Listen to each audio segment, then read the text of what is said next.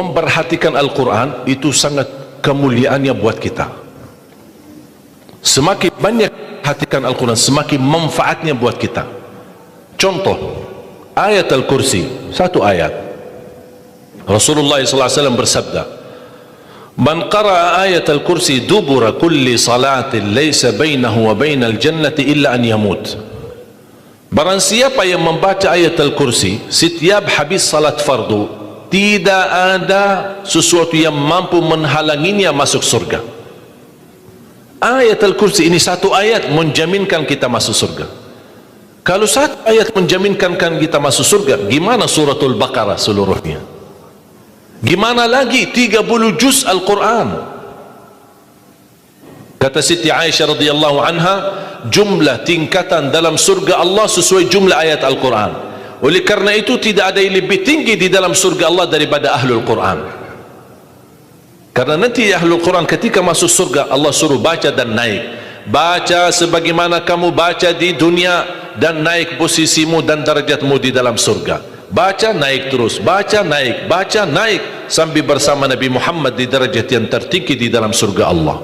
Ini semua berkat Al-Quran. Belum lagi syafaat Al-Quran, belum lagi anak penghafal Al-Quran menghadiahkan 2 mahkota untuk kedua orang tuanya, belum lagi setiap satu huruf dapat 10 kebaikan, belum lagi Al-Quran akan menemani kita saat sakratul maut, belum lagi Al-Quran akan temani kita saat menghadapi mungkar nakir di dalam kubur, belum lagi saat dibangkitkan oleh Allah akan bersama Al-Quran sama kita, belum lagi saat dihisab Al-Quran akan menemani kita, belum lagi saat kita berjalan di atas sirat Al-Quran masih berkenan menemani kita sampai ke pintu surga. Bahkan ketika masuk surga Al-Quran tidak akan tinggalkan kita, masih terus masuk bersama kita di dalam surga sampai naik darjat yang tinggi di dalam surga Allah Subhanahu wa ta'ala.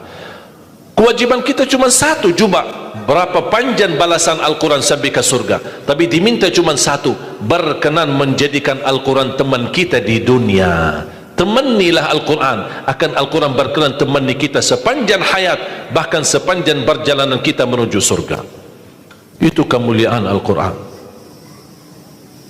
Cukup ada seorang ulama dari At-Tabi'in bernama Abdullah As-Sulami, Abu Abdurrahman Abdullah As-Sulami, Abdullah bin Habib As-Sulami.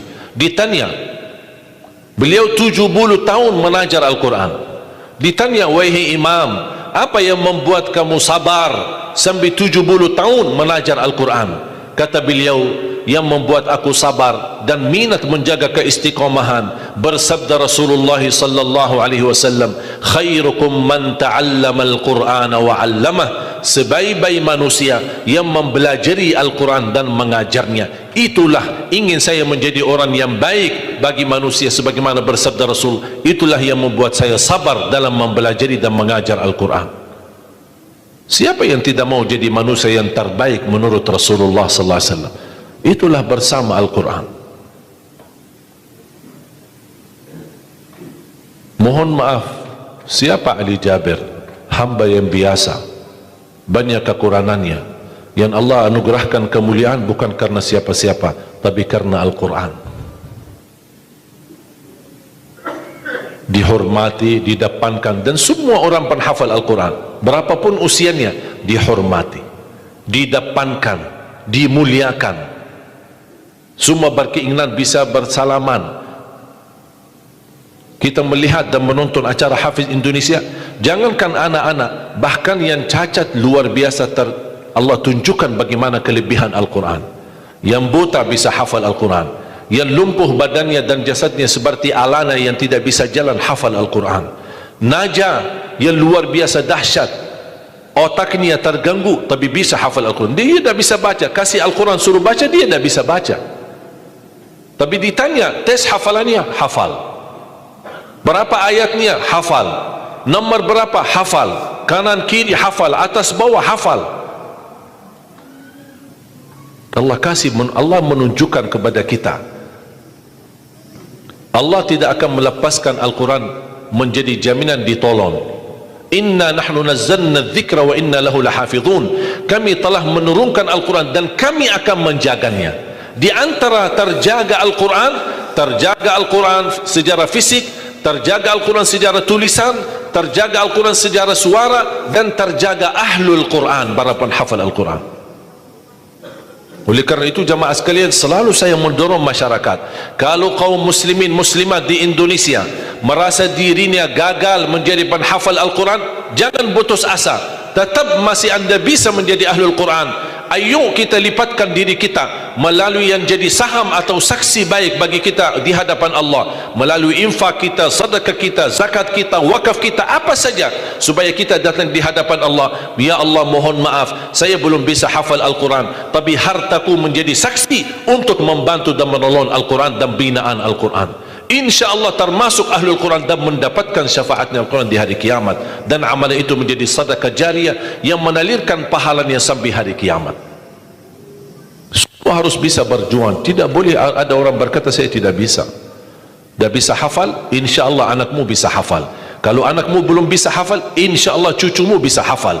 Kalau itu pun tidak berhasil, insya Allah saham walaupun sedikit seikhlasnya bisa menjadi saksi baik. Infaknya, sedekahnya, ikhlasnya, zakatnya, wakafnya, semua bisa menjadi saksi baik. Karena kita mendapatkan sebuah kemuliaan Al-Quran. Al-Quran kitab suci yang tidak ada keraguan di dalamnya. Sayang sekali kita bisa kehabisan berhari-hari tidak baca Al-Quran. Saya harap insya Allah mulai hari ini kita komitmen untuk khatam Al-Quran. Siap? Masih menunggu cara mudah untuk khatam? Saya kasih cara mudah. Ini kan Quran seperti Quran Madinah, ya, modelnya seperti ini halamannya. Sekarang sudah banyak di Indonesia seperti Quran Syamil atau Quran ini sudah mulai seperti ini, Quran Madinah, ya. Maksudnya model cetakannya dicetak seperti ini, mulai dari ayat, kalau di akhir halaman ditutupi dengan ayat. Dulu Quran lama, setiap halaman kita buka kadang-kadang ada separuh ayat di halaman kanan, sisanya di halaman kiri. Sekarang Quran Madinah tidak boleh begitu. Termasuk sudah mulai di Indonesia yang sudah disahkan oleh Kementerian Agama, disesuaikan seperti Quran Madinah. Jadi halamannya atas mulai dari ayat, kalau di akhir halaman ditutupi ayat, tidak disambungkan ke halaman berikutnya, supaya teratur. Di antara mereka susun setiap satu juz 20 halaman, dihitung seperti itu supaya rapi. Apa tujuan? Sebenarnya saya mengambil kesimpulan dari hikmah itu. Kenapa setiap juz 20 halaman?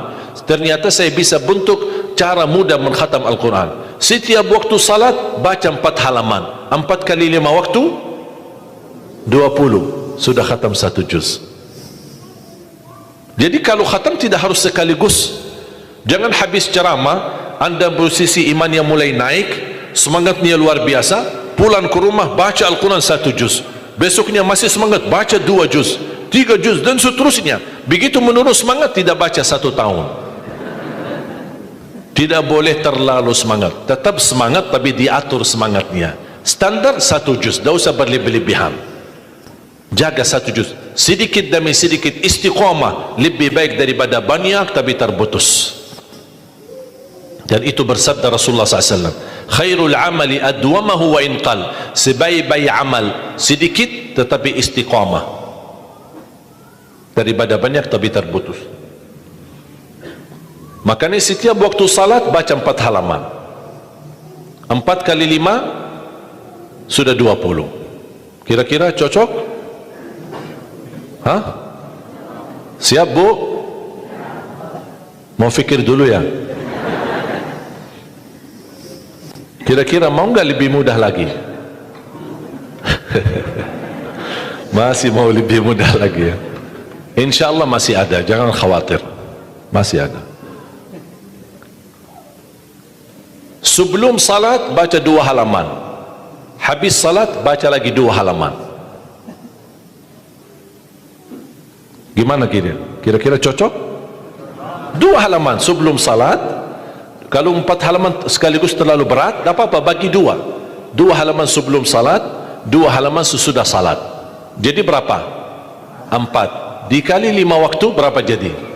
20, sudah khatam 1 juz. Kira-kira siap? 2 halaman Satu kertas.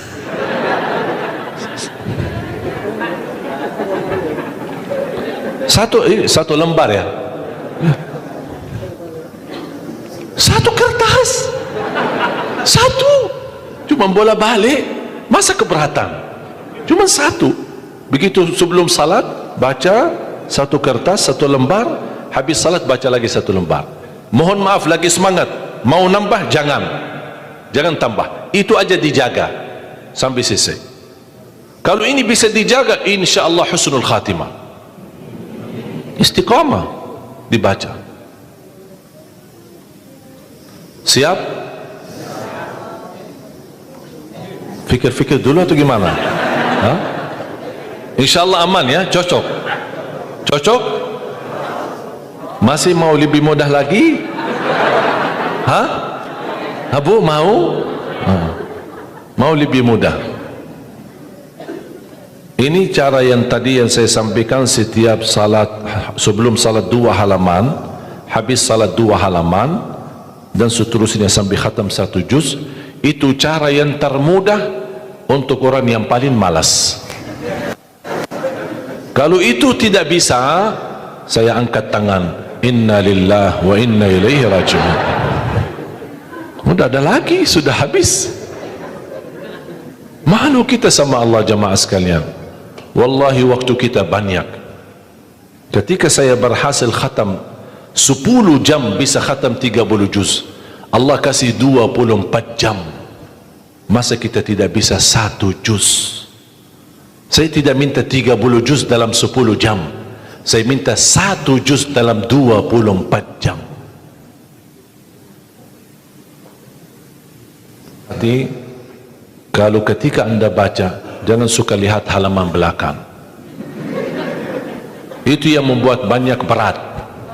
Misal baca Al-Baqarah, sambil dia baca A'udzubillahi minasyaitonir rajim, Bismillahirrahmanirrahim, Alif Lam Mim, Dzalikal kitabu la raiba fihi, hudan lil muttaqin, alladzina yu'minun.